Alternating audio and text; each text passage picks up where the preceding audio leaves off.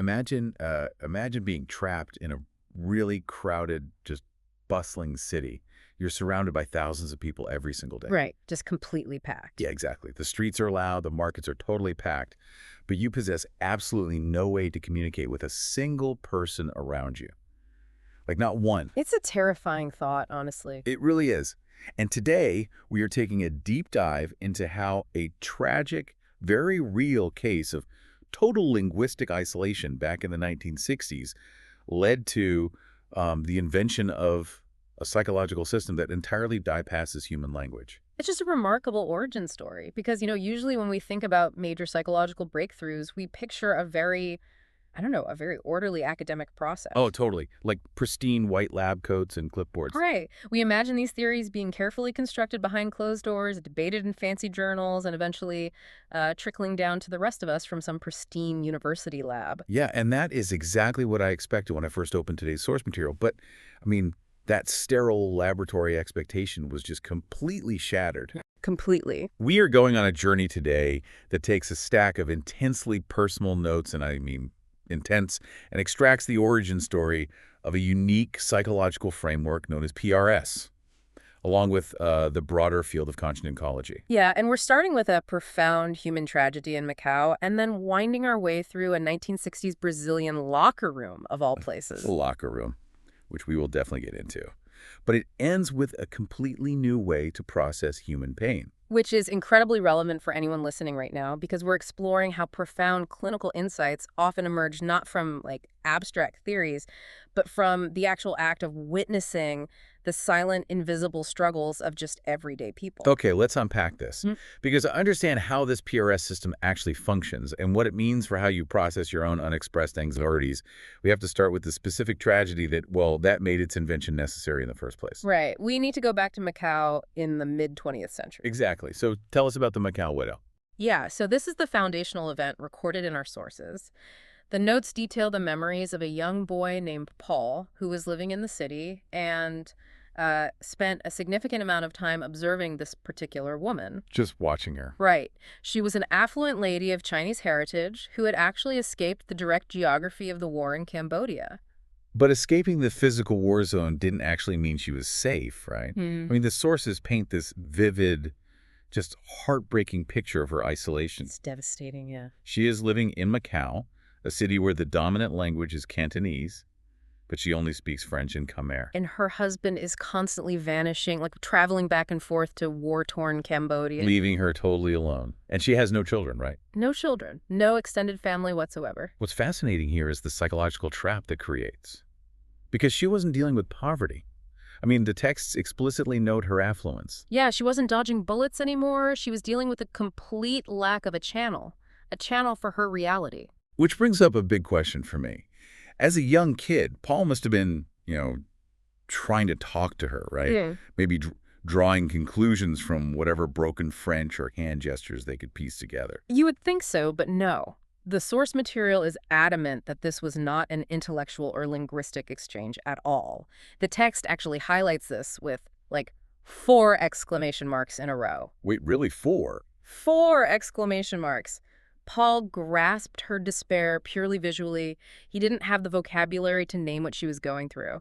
And he certainly didn't understand the geopolitics of her situation. Because he's just a kid. Exactly. He was just a boy watching a specific face, witnessing a tragedy unfold in real time. And what he was witnessing was the physical manifestation of anxiety that literally had nowhere to go. Yeah. I want to make sure you listening to this can really picture the mechanics of what is happening in her mind. It's a crucial point. Think of her mind like a massive booming power plant. The turbines are spinning furiously, generating all this intense emotional energy and trauma from the war, the isolation, all of it. But there are absolutely no outbound transmission lines. Right, there's no grid to connect to. None. There's nowhere for that energy to go. It can't be exported. So what happens? The system just compounds on itself, it overloads, and it melts down. That power plant analogy perfectly illustrates the clinical reality of unexpressed anxiety. Because modern psychology confirms that anxiety doesn't just stay still. It doesn't just, fade away when you ignore it. Right, it festers. Yeah, without an export route, it compounds into a total paralysis. A paralysis of thought, a paralysis of action, and ultimately a paralysis of the will to live. Which is just so heavy. It is. The sources describe linguistic isolation as the migrant's particular prison, and for this woman, the inability inability to speak to anyone resulted in her dying by suicide. It is a totally devastating outcome. But it's this very visual witnessing, seeing the catastrophic failure of language that planted the seed for what would become PRS. Because if a psychological system didn't require shared words, it could have saved her. It could have saved that French-speaking Cambodian Chinese lady in a Cantonese city. Exactly. Which kind of begs the question of what happens when the isolation isn't just about the words we speak, but the invisible rules we live by. Oh, absolutely. The cultural roles. Right. Which takes us from Macau all the way across the world to a town called Lorena in Brazil during the 1960s. We are still following Paul's story, but the environment has completely changed. Yet the underlying mechanics of isolation remain incredibly similar, because the sources introduce us to another young boy referred to as Buddha. Buddha, right. Yeah, he is an ethnic Chinese boy from Indonesia who fled the intense anti-Chinese violence and brutality of that decade. So Buddha arrives in Brazil, which, should theoretically be a safe haven, Hmm.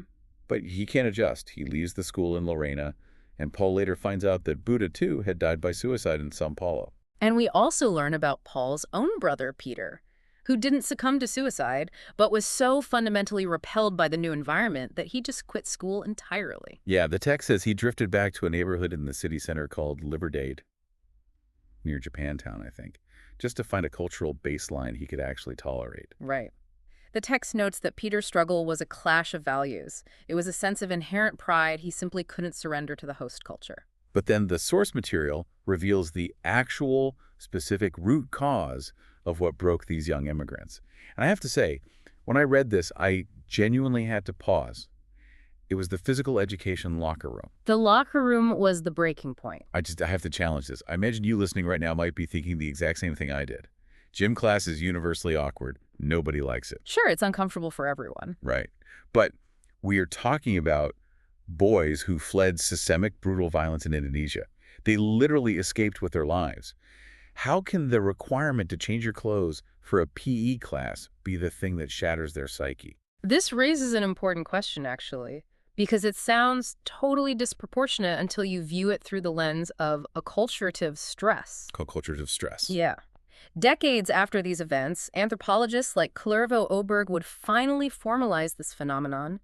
Oberg coined the term culture shock in the 1950s. Oh, I didn't realize the term was that old. Yeah, it was the 50s. He defined it as the severe anxiety that results from losing all familiar signs and symbols of social interaction. And then the sociologist Alvin Toffler expanded on this heavily in his 1970 book, Future Shock. Right, future shock. I've heard of that one. It's all about that visceral disorientation of waking up and realizing the basic rules of human survival have just fundamentally changed. So Paul and his peers were living through the raw, unstudied reality of this long before the academic literature ever caught up to them. Exactly. Apply that profound disorientation to the locker room. To the Brazilian host society, stripping down to change into a swimsuit was entirely ordinary. It was just a Tuesday. Just gym class. Right. But to these young Asian immigrants, it was a foundational violation of bodily modesty. It was deeply, inherently shameful based on the cultural programming they were raised with. So it wasn't just an awkward moment. It was a violation of their core identity. Yeah. But still, I mean, it's just one moment in a day, right? And that is the trap of acculturative stress. The shocks that break immigrants are rarely the massive visible wounds that the host society expects to see. Oh, I see what you mean. We assume it's the big things. Right. We assume the struggle is finding a job or the direct trauma of the war they fled. We don't assume the danger lies in the locker room. It's not a single fatal blow. Think of it like structural fatigue in a building's foundation. Oh, that makes a lot of sense, like death by 1,000 paper cuts. Exactly. You don't see one massive crack. You see hundreds of microscopic stress fractures forming every single day from minor invisible pressures. The majority culture doesn't see these microfractures, so they don't offer support. Because they don't even know what's happening.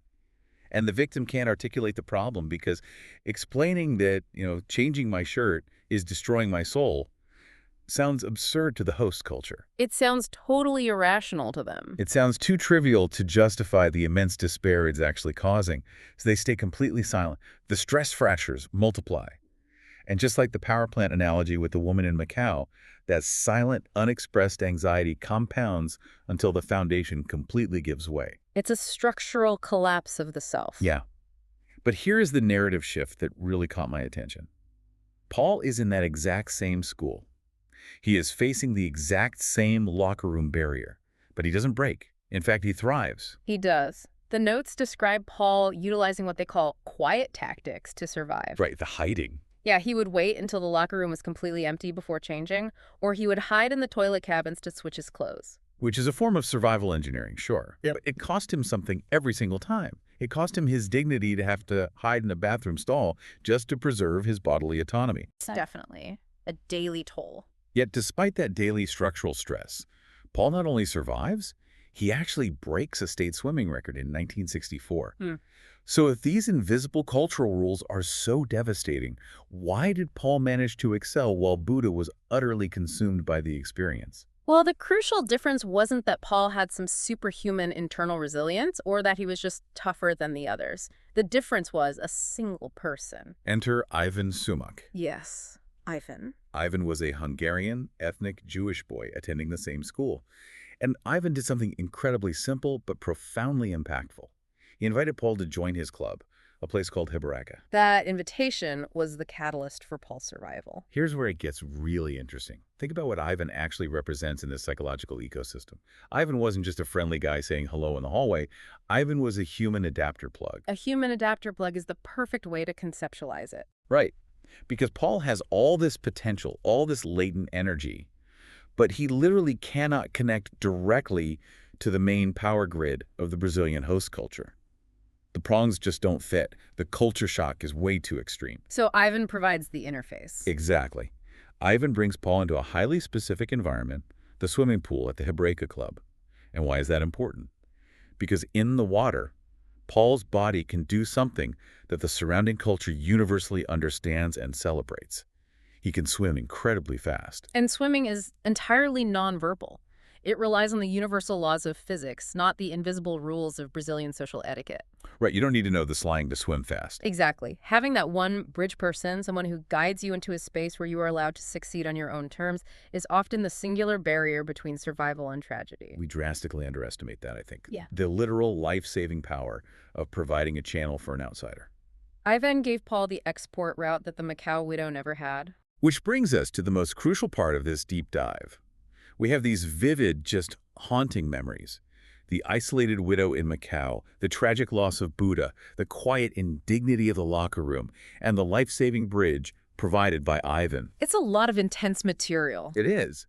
So how do these raw emotional experiences translate into the actual clinical tools discussed in the sources?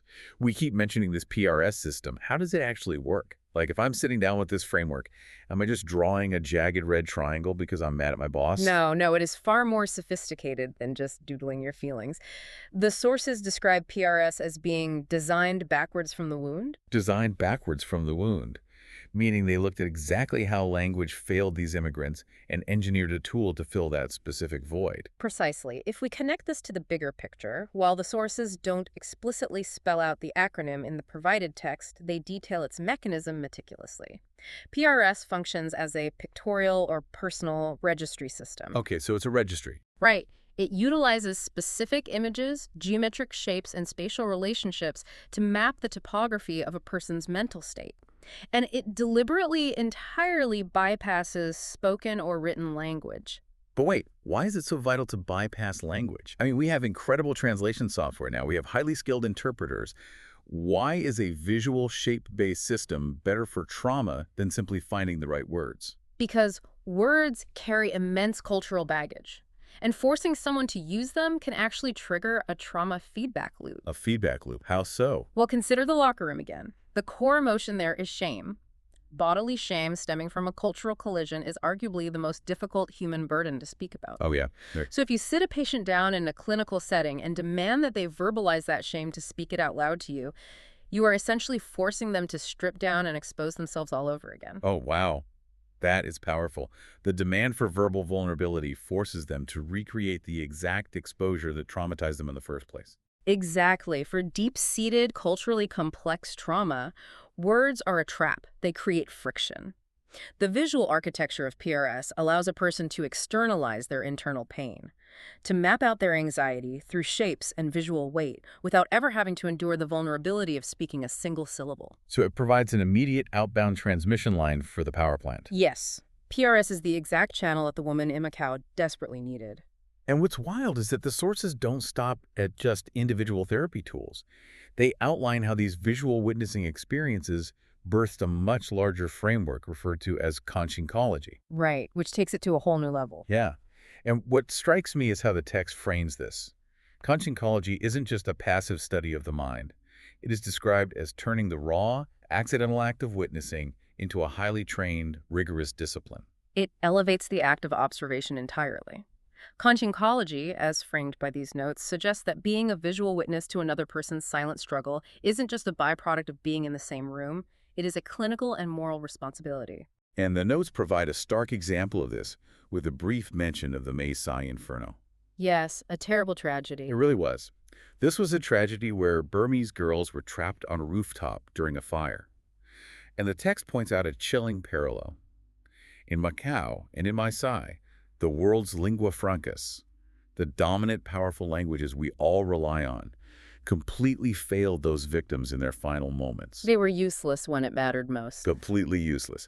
But what survived the fire and what survived the silence of Macau was the visual witness of one person who simply refused to look away. Which is the entire foundational logic behind the registry, the other major component discussed in the text. Let's talk about that, the registry. Yeah, according to this framework, if a person like the Macau widow dies in total isolation, with no family, no children, and no shared language, she effectively vanishes from human history.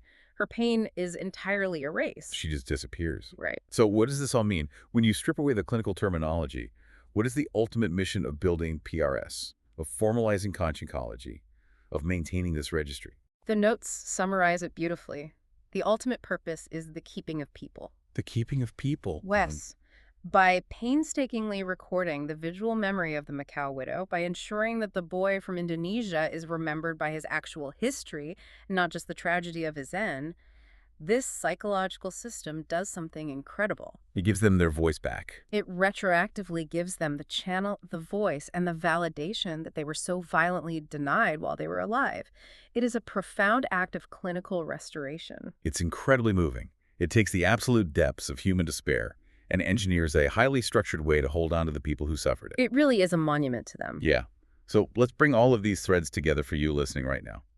We started this deep dive expecting a neat, sterile origin story for a psychological framework. Instead, we uncovered a system born from the chaotic, agonizing reality of linguistic isolation and cultural displacement. We examined the power plant analogy, seeing how unexpressed anxiety with no outbound transmission lines compounds until it entirely paralyzes a person. And we also dismantled the idea of culture shock as a singular dramatic event. We explored how seemingly trivial cultural collisions like a gym class locker room can actually inflict the devastating structural fatigue of acculturative stress, creating micro-fractures in a person's identity. Right, and we saw how having just one bridge person, one human adapter plug like Ivan, can literally save a life by providing a space where a person can succeed on their own terms. But most importantly, we broke down the actual architecture of PRS. We learned how mapping our mental topography with images and shapes can safely bypass the spectacular failures of spoken language, creating a vital channel to heal wounds that are simply too heavy or too shameful to speak aloud. It bypasses the friction entirely. Exactly. Now, I want to leave you with a final thought to mull over, something that builds on everything we've explored today. Think about our hyper-connected digital world. We have more text messages, more audio notes, more video platforms, and more instant translation apps constantly running in our pockets than at any point in the history of human civilization. They're constantly outputting words. We are a society obsessed with verbal and written output. But ask yourself this: are we actually creating more true, effective channels for our deepest anxieties? Or, despite all of this incredible technology, are we just drowning in a brand new, highly digitized kind of linguistic isolation? That's a great question. Are we mistaking the sheer volume of our daily words for the actual clarity of our human connection? The next time you feel a knot of anxiety in your chest or a frustration you can't quite compress into a text message or explain to a friend, stop trying to force it into words. The words might be the very thing creating the friction. Or something else. Instead, grab a blank piece of paper and try drawing a simple shape that represents the weight of what you're feeling. You might just find the exact bridge you've been looking for. Thank you so much for joining us on this deep dive. Until next time, keep exploring. Take care, everyone.